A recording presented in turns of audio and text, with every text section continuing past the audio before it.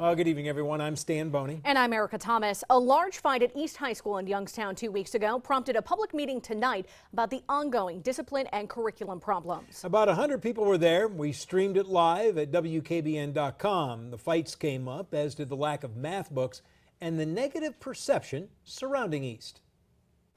The meeting began with Youngstown Board of Education member Jackie Adair saying the fight at East would not be discussed, which prompted one person to ask why. We are still waiting on a response, the response of the investigation from our security people. But the fight was brought up. A woman said her son was one of the students arrested and questioned why he was still being held at the Juvenile Justice Center. I think the punishment is extreme. He's not the only one sitting there. The father of an East High freshman had an issue with the lack of math books. His child is getting an F. First, I asked him, bring your book home, we'll work with you. We're not allowed to bring the books home. Director of Curriculum Tim Filipovich said he sent an email in January telling teachers that textbooks could be taken home and that the school system is working to switch over to all digital books.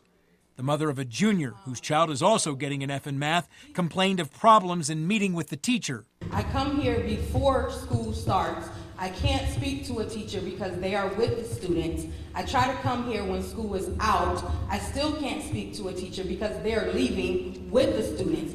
Lloyd Hughes and the Reverend Charles Ellis both criticized the news media for its handling of the fights. Had it been any other school would have got that much attention. It was bad, don't get me wrong. But it wasn't as bad as the media portrayed this thing to be. It's as if all the students here are bad. That's simply not the case. But the grandmother of a student told the crowd not all is great at East High.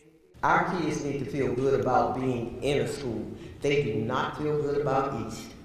No one feels good about East. Everything I hear about East is on the bottom level of our education system. There were no plans adopted, no decisions made. This was just a chance for people with ties to East High to meet and talk in public.